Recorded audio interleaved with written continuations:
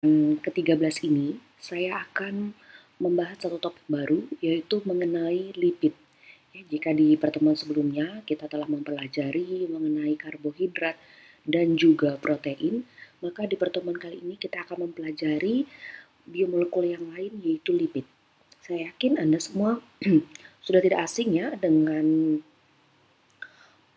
kata lipid atau yang sering dikenal dengan lemak. Baik, sebagai pendahuluan bagi kita semua bahwa lipid merupakan senyawa penyusun jaringan tumbuhan dan hewan yang mempunyai struktur beragam. Seringkali kita memikirkan lemak itu hanya ada pada manusia. Tapi melalui penjelasan ini kita tahu bahwa lipid juga terdapat pada tumbuhan dan hewan.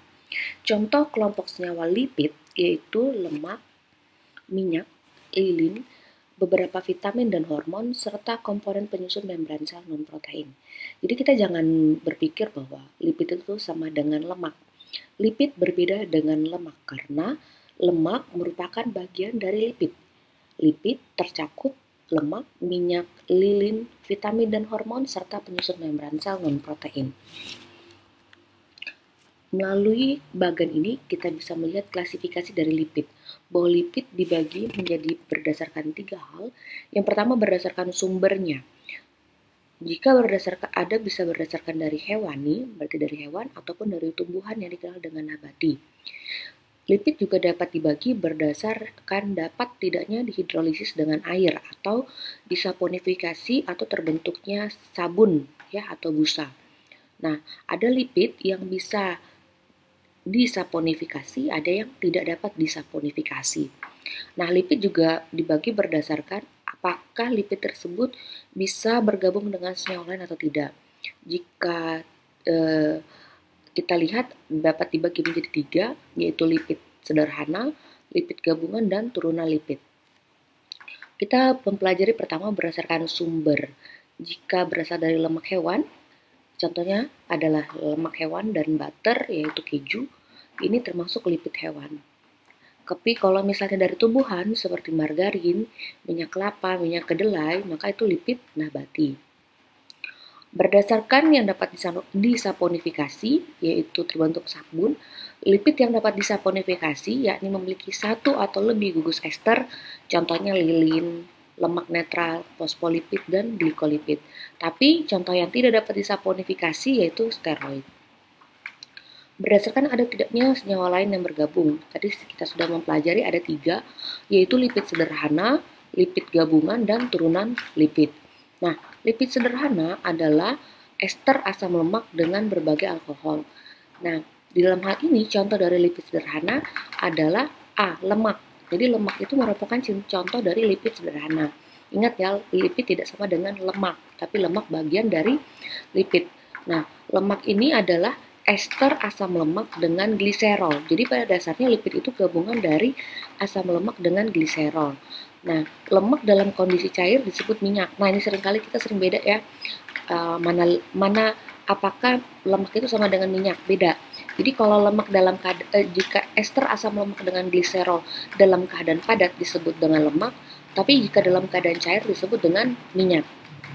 Nah, ada juga yang namanya lilin. Lilin adalah ester asam lemak dengan alkohol monhidrat dengan berat molekul tinggi. Ini jangan kalian ibaratkan lilin ini ya, lilin ulang tahun gitu ya. Ini lilin yang lain. Oke, kompon lipid atau lipid gabungan yaitu ester asam lemak yang mengandung gugus lain di samping alkohol dan asam lemak. Jadi kita sudah mempelajari bahwa lipid sederhana itu kan dia ada asam lemak dengan alkohol. Nah, kalau sudah namanya kompon lipid atau lipid gabungan, dia ada gugus lain selain alkohol dan lemak. Contohnya fosfolipid. Nah, kalau dari sini kan ada tambahan residu asam fosfat. Ada juga namanya glikolipid. Berarti di sini asam lemak dengan karbohidrat yang membawa nitrogen, tetapi tidak asam fosfat. Jadi ini ada kandungan karbohidrat atau glikogen ya, glukosa, glikogen yang kita kenal itu kan golongan karbohidrat. Terus yang berikutnya adalah lipid dengan senyawa lain, misalnya sulfolipid dan aminolipid dan lipoprotein. Yang ketiga, kita mempelajari turunan lipid. Adalah senyawa yang diturunkan dari senyawa-senyawa tersebut di atas melalui hidrolisis. Jadi semua dari lipid sederhana, komponen lipid ini Nah, turunannya itu melalui proses hidrolisis ada namanya asam lemak, yaitu jenuh dan tak jenuh, gliserol dan steroid. Ya, karena pada dasarnya senyawa lipid sederhana maupun komponen lipid ini kan gabungan dari asam lemak dengan alkohol. Nah, kalau misalnya diturunkan atau melalui proses hidrolisis menjadi lemak jenuh, tidak jenuh, gliserol dan steroid. Nah, untuk ini tadi kita sudah pelajari ya, lipid sederhana contohnya adalah lemak dan lilin. Lipid gabungan contohnya adalah fosfolipid dan serobrosida. Nah, pada pertemuan kali ini kita akan mempelajari lemak dan fosfolipid ya. Derivat lipid yang dihasilkan oleh proses hidrolisa adalah asam lemak gliserol ya, senyawa intinya. Nah, ini asam dan gliserol kita akan bahas di pertemuan selanjutnya. Nah, menurut sifat kimia, lipid yang dapat disabunkan atau dapat hidrolisis dengan basah, contohnya adalah lemak ya. Kalau tidak dapat disabunkan namanya steroid. Nah, kita mempelajari terlebih dahulu bagaimana sifat fisika. Bahwa yang namanya lipid itu tentu tidak larut dalam air ya, tapi larut dalam satu atau lebih pelarut organik nonpolar. Contohnya eter, aseton, kloroform, benzenan. Nah, ini contoh-contoh pelarut yang bisa melarutkan lipid. Bila dihidrolisis dan menghasilkan asam karboksilat yang dikenal dengan asam lemak. Jadi jika dihidrolisis tentunya lipid tadi kan gabungan dari asam lemak dengan alkohol. Jadi kalau dihidrolisis dipecah lagi menjadi menghasilkan asam karboksilat atau yang dikenal dengan asam lemak. Terus sifat fisikanya dia mempunyai fungsi dalam metabolisme organisme. Lipid juga bukan merupakan polimer yang mempunyai satuan berulang. Ini hal yang kita harus ketahui, berbeda dengan yang kita tahu dalam protein ya, dia punya polimer tapi ada satuan yang bisa berulang, yaitu asam aminonya. Nah, kita akan mempelajari apa sih bedanya lilin, lemak, dan minyak. Lilin itu juga dikenal dengan wax ya. Jadi ada namanya beeswax, carnauba wax, jojoba wax. Jangan dianggap itu seperti lilin ulang tahun yang saya bilang tadi. Nah, lilin itu atau yang dikenal wax itu campuran ester asam karboksilat rantai panjang dengan alkohol rantai panjang. Nah, rantai karboksilatnya itu biasanya karbonnya 16 sampai 36. Kalau rantai alkoholnya itu karbonnya 24 sampai 36. Contohnya pada ini ya, beeswax yang ditemukan pada madu ya, sarang madu. Yang digunakan memang untuk lilin, untuk juga sebagai lilin pada kertas ya. Jadi untuk ini juga shoe polish ya, untuk sepatu gitu ya, supaya mengkilat kelihatannya. Nah, ini contohnya, tapi kita jangan anggap bahwa lilin itu gambaran kita seperti lilin ulang tahun ya. Lilin ulang tahun itu merupakan contoh dari lilin atau wax yang dimaksudkan di sini ya, karena ada tipe-tipenya dari lilin itu sendiri. Ada beeswax, ada carnauba wax. Nah, kalau carnauba ini ditemukan pada pohon palem Brazil, digunakan untuk furniture, mobil, lantai, serta sepatu. Ada juga jojoba ya, jadi untuk lilin, sabun, dan kosmetik. Nah, ini contoh dari lilin ya. Jadi yang membedakan sini adalah kita bisa melihat rantai karboksilatnya dan rantai alkoholnya. Nah, lilin ini dapat diperoleh dari lebah madu, tadi saya jelasin, bagian kepala ikan, paus, atau lumba-lumba pada spermasetinya. Lilin tidak larut dalam air, tetapi larut dalam lemak. Kita sudah mempelajari bahwa lipid itu tidak larut dalam air. Lilin pada tumbuhan berfungsi sebagai pelindung terhadap air. Lilin pada hewan sebagai penahan air bagi domba, burung, dan serangga. Lilin merupakan asam lemak rantai panjang, tadi saya jelasin ya, diesterifikasi dengan alkohol rantai panjang, tidak larut dalam air, digunakan penolak air pada bulu burung, daun, dan buah-buahan. Pada beberapa mikroorganisme laut, lilin digunakan sebagai cadangan energi. Jadi kita sudah mempelajari ya, bisa dari lebah madu atau dari ikan paus. Nah, ini ya contohnya beeswax yang ini. Jadi kalau kita mikir ya yang namanya lilin itu, tapi kalau yang lilin yang sekarang tuh kan udah bisa dibuat secara sintetik ya. Jadi ini beeswax ya, kita bisa temukan ini di dalam sarang lebah yang menghasilkan madu. Nah, di sini dia gabungan contoh dari sebuah lilin itu gabungan dari asam oleat dengan alkohol oleil ya. Jadi di sini gabungannya menghasilkan lilin. Nah, sekarang kita udah mempelajari tadi lilin ya. Sekarang kita akan pelajari lemak dan minyak. Nah, lemak dan minyak dalam hal ini adalah kelompok trigliserida atau triasil gliserol di mana strukturnya saling berhubungan satu sama lain, tetapi terdapat perbedaan sifat fisika di antara keduanya. Nah, trigliserida atau triasilgliserol adalah ester dari gliserol dengan 3 asam lemak. Nah, juga namanya trigliserida. Berarti ada 3 asam lemak. Nah, kita harus bedakan ya lemak sama minyak. Kalau lemak itu bentuknya padat, kalau minyak itu bentuknya cair pada suhu kamar. Nah, lemak banyak terdapat pada hewan. Ya, makanya dikenal namanya bukan lemak nabati ya, tapi lemak hewani. Nah, kalau minyak itu banyak dalam tumbuhan, makanya dikenal minyak nabati. Lemak disebut sebagai trigliserida karena dalam strukturnya terdiri dari satu molekul gliserol ya, gliserol dan 3 molekul asam lemak. Tapi kalau kita belajar lilin kan dia yang panjang adalah struktur asam lemak dan alkoholnya. Nah, kalau pada lemak ini yang paling panjang adalah asam lemaknya. Asam lemak di sini merupakan rantai hidrokarbon panjang dan tidak bercabang. Jika ketiga asam lemak penyusunnya sama, disebut trigliserida, sederhana. Sedangkan jika asam lemaknya berbeda, maka disebut trigliserida campuran. Hidrolisis suatu lemak atau minyak akan menghasilkan asam lemak dan gliserol, ya. Karena tadi lemak dan minyak gabungan dari apa? Asam lemak dan gliserol. Jadi kalau dihidrolisis, maka menghasilkan kembali asam lemak dan gliserol. Ini contohnya, ini gliserol dan juga ini adalah 3 asam lemak, 3 molekul asam lemak dikenal dengan trigliserida sederhana. Maka kalau disintesis menghasilkan trigliserida digabungkan ya. Struktur digabungkan di mana di sini ada terjadinya dehidrasi atau lepasnya gabungan yaitu H2O ya, sama seperti protein, dan terbentuklah ikatan antara oksigen dengan karbon. Nah, dari gliserol yang ini dan juga 3 asam lemak maka menghasilkan trigliserida. Nah, fungsi lemak itu sendiri sebagai sumber energi, sebagai penahan panas, lipid, nonpolar, dan berfungsi sebagai insulator listrik. Nah, gabungan lemak dan protein yang atau dikenal dengan lipoprotein ini merupakan komponen sel yang penting dalam membran sel maupun mitokondria. Dia bisa membantu pengangkutan vitamin, menjaga kestabilan tubuh karena dapat dioksidasi menghasilkan energi.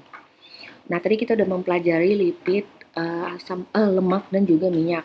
Nah, sekarang kita akan mempelajari fosfolipid. Tadi kalau fosfolipid berarti dia lipid, kompon lipid ya atau gabungan. Nah, jadi fosfolipid itu ditemukan paling banyak dalam jaringan tanaman dan hewan yang menyusul 50-60% membran sel.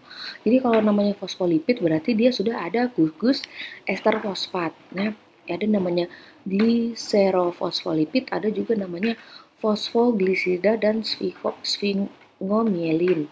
Nah, hal yang kalian perlu tahu bahwa fosfolipid ini dari bermacam yaitu intinya dia sebagai fungsinya adalah sebagai penyusun dari membran sel yang terdapat pada otak, sel saraf ya, juga pada ini dalam kehidupan sehari-hari juga ditemukan di telur, kecamba, gandum, kedelai. Ini fosfolipid. Nah, ini contohnya fosfolipid bahwa dia ada ini membran sel ya, mungkin sudah Anda pelajari semua waktu mempelajari biologi sel bahwa ada namanya gugus hidrofilik yang ke atas ini dan hidrofobik ya, yang mana yang ada yang tidak larut dalam air, ada yang larut dalam air. Nah, pada jika Anda mengetahui semua bahwa fosfolipid itu merupakan contoh dari lipid ya, di mana pada struktur yang bisa kita lihat di sini bahwa dia terdiri dari rantai asam lemak, gliserol, dan tidak lupa tadi saya bilang ada gugus tambahan yaitu gugus fosfat ya. Ini gugus fosfatnya. Nah, kalau kita bisa lihat di sini bahwa gugus fosfat itu bersifat polar ya pada fosfolipid. Non polarnya adalah dari gliserol sampai asam lemak ini. Nah, kalau sudah ada fosfatnya dan di sini maka dia sudah bertindak sebagai gugus yang hidrofilik, atau kalau kita lihat dia termasuk head hidrofilik bagian atasnya. Kalau yang bagian bawah ini ya asam lemak dan juga gliserol termasuk hidrofobik. Nah, contohnya kita bisa lihat pada fosfatidil, kolin ya, senyawa-senyawa lain. Nah, kelompok kedua dari fosfolipid adalah sphingomyelin. Ya, ini biasanya ditemukan pada jaringan otak dan saraf ya. Ini contoh dari fosfolipid.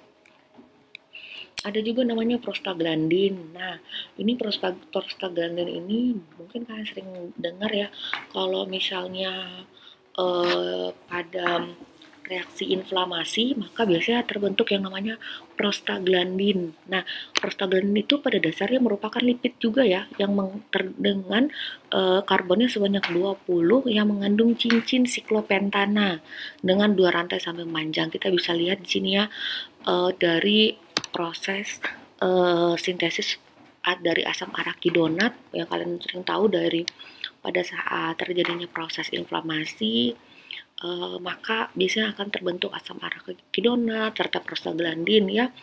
Nah, asam arakidonat sini kita bisa lihat dia mengandung cincin siklopentana dan juga ada 2 rantai samping yang panjang membentuk prostaglandin. Jadi ada namanya prostaglandin E, ada juga yang F. Kalau E berarti dia rantai sampingnya alkohol keto, kalau dia F berarti dia diol. Nah, angkanya ini menunjukkan kepada jumlah ikatan rangkap. Oke.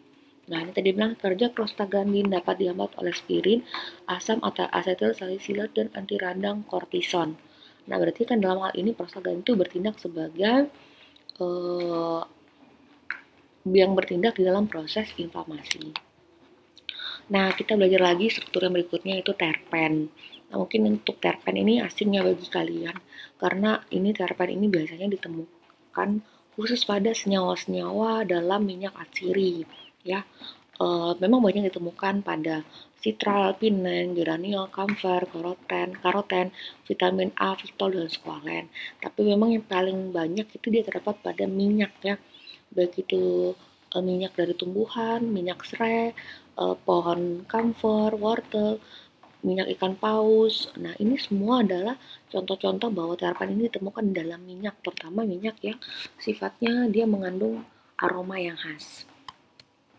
Nah, terpena atau terpena ini adalah senyawa alam dengan komponen penyusun karbon dan hidrogen dengan perbandingan 5:8.